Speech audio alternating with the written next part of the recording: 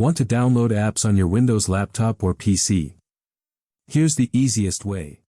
First, click the Start button and open the Microsoft Store.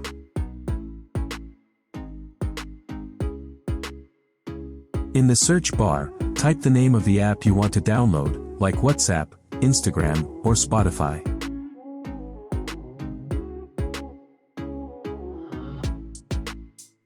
Select the app from the search results.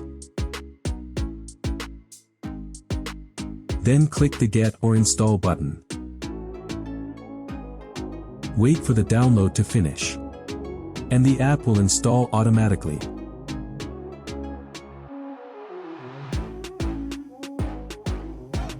You can now open the app directly from the Microsoft Store or find it in the Start menu.